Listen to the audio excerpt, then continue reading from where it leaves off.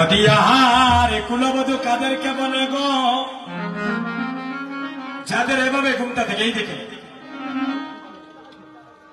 দেননি আপনারা এইভাবে ঘুমটা বিয়ের পরে দেননি। কিন্তু বৃন্দাবনে যারা গিয়েছে, আপনাদের আশীর্বাদে আমি বৃন্দাবনে গিয়েছিলাম বাবা, ওই বৃন্দাবনে যারা রমণী তারা ওইভাবে ঘুমটা দেয় মা, আমি যেভাবে দেখাচ্ছি ওইভাবে। কেন? তারা কখনো পর পুরুষের মুখ দেখিতে চায়, তাদের মন প্রাণ থাকে একমাত্র গৌর চরণে। তারা জগৎস্বামীর সেবা দিয়ে তাদের নিজ পতির সেবা করে। একজন মায়ের কয়জন স্বামী? দুইজন। গতকালকে যেখানে আপনার একজনে হয় না 28 জন, একজনে হয় না 18 জন, একজনে হয় না 8 জন। তো যে মাসি হয়েছেন 18 জন, আমি বললাম হোসেন খেয়ে তোমার 18 জন স্বামী, ওখান তো খালি কোনটা দিয়া মুখ লুকাই। আমি বললাম রে আজ বিপদ পড়ে গেছে, গদা লইয়া কিবা স্বামী ফেন্ডলের বাইরে উবা রে আজ যাও পারবে। শুনে একজন মায়ে খুব দামি কথা একটু শুনবে। একজন মায়ের দুইজন স্বামী, একজন হচ্ছেন জগৎস্বামী ভগবান গৌরহরি, আর একজন হচ্ছেন মায়েদের নিজ স্বামী। মাগো, আপনাদের নারী জনমটা ধন্য, আপনাদের ঋণ আমরা কোন সন্তান কোন দিন কোন জীবনে পরিশোধ করতে পারব না। আমরা শরীরের চামড়া কাটিয়া যদি আপনাদের চরণের জুতা বানাইয়া দে, আপনাদের ঋণ আমরা কখনো শোধ করতে পারব না। এই জগতে সবার ঋণ পরিশোধ করা যায়,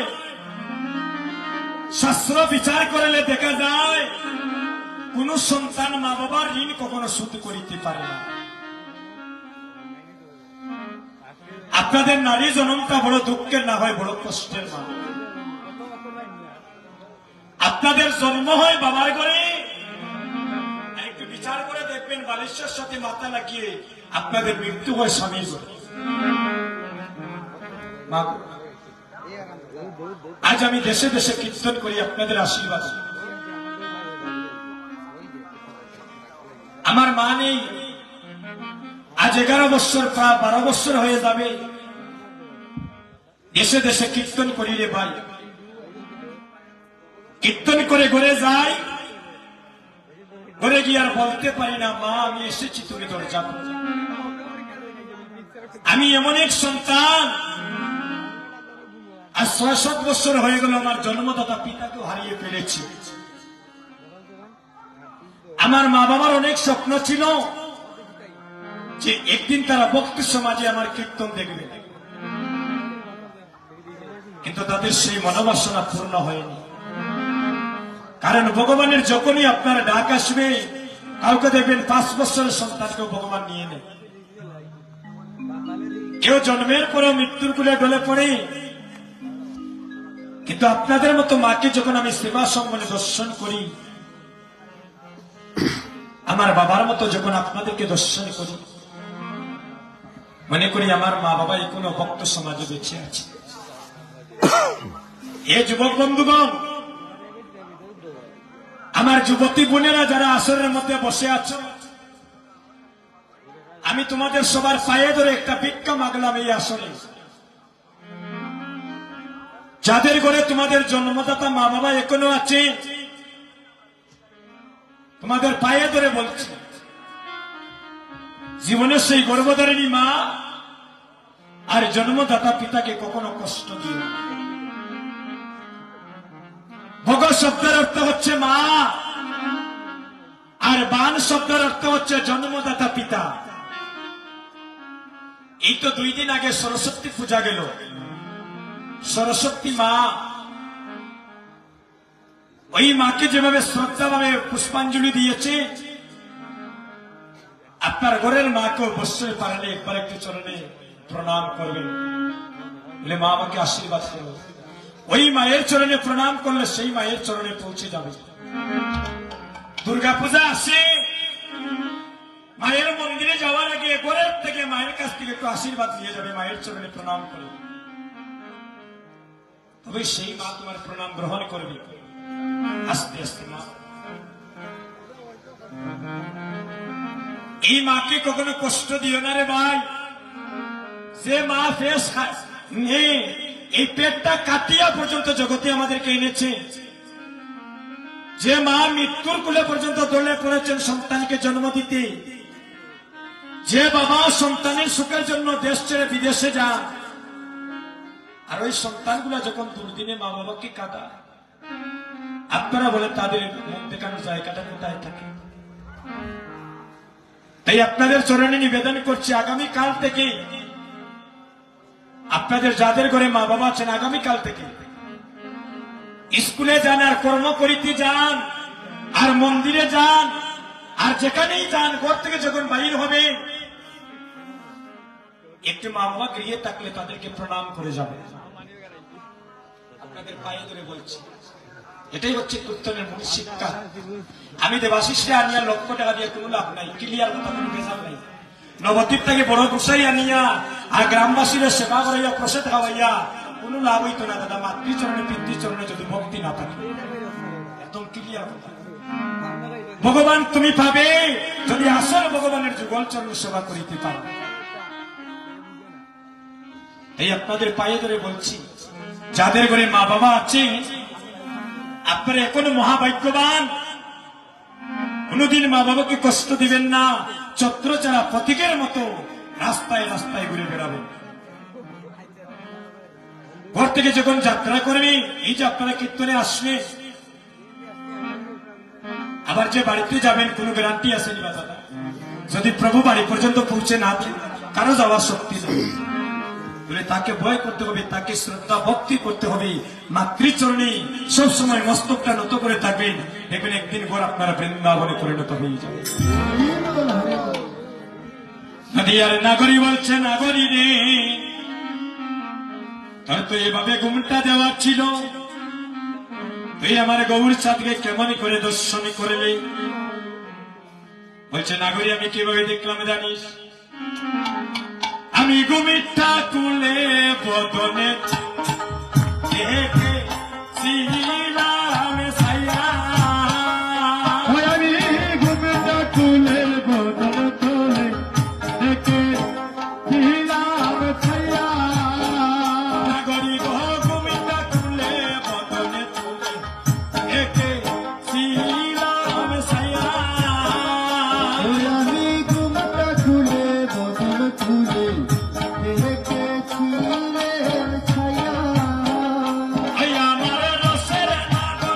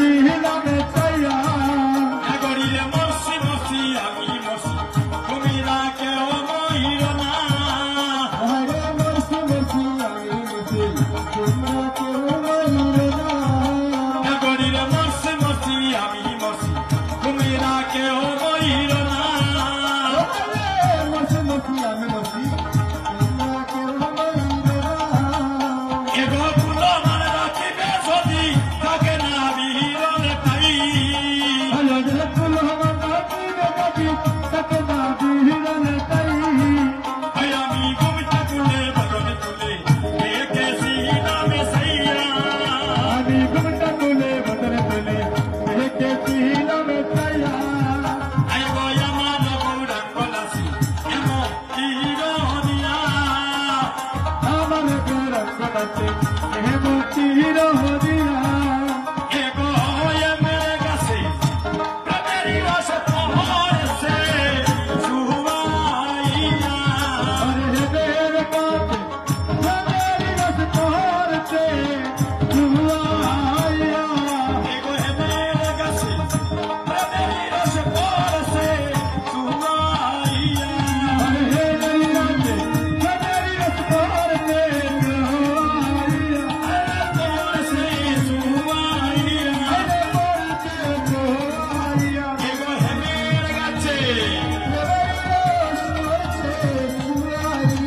আরে হেদের কাছে হেদের রস পহরছে জুয়াইয়া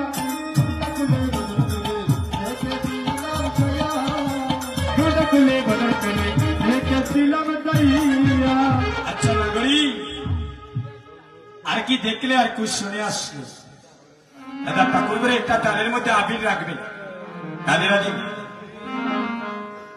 ঠাকুর করে একটু আবির রাখবেন দাদা ঠাকুর করে আর আলাদা একটা তালের মধ্যে যদি ফল টল থাকে মিষ্টি থাকে এগুলা রাখবেন আর একটু কাঁচা ফুল রাখবেন আর দুঃখা মালা রাখবেন নদিয়ার নাগরী বলছে নাগরী আর কি দেখলাম জানিস চাঁদে দেখিলাম কাঁধে দেখিলাম আমি চাঁদে দেখিলাম কাঁধে দেখিলাম আমি সুরধনীর গাতে চাঁদে দেখিলাম ওই আমি সুরগলির গাছে কাঁধে দেখিলাম আমি চাঁদ হারিয়া আরে পাদে পড়িলাম সুরধনীর গাতে চাঁদ হারিলাম ধরিয়া রে হরি বল কাঁধে পড়িলাম সুরগলির গাছে কাঁধে ধরিলাম এ নাগরী আজ তুই সত্যি পাগল হয়ে গিয়েছিস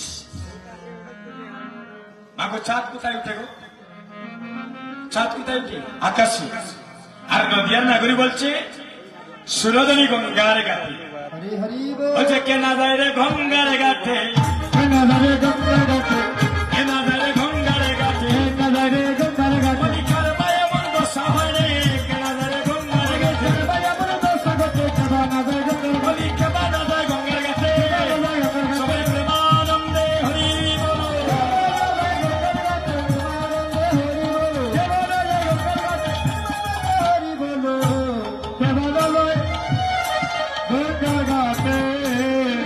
নাগরী বলছে নাগরী রে তুই যে আকাশের চাঁদের কথা বলছিস ওই চাঁদ জাগতিক জগৎকে বহিরঙ্গ জগৎকে আলোকিত করে হরিবল আর কলির জীবের ভক্তের যদি অন্তরে একবার গৌর চাঁদ উদয় হয় আর ভিতর বাইর জনমের মতো আলোকিত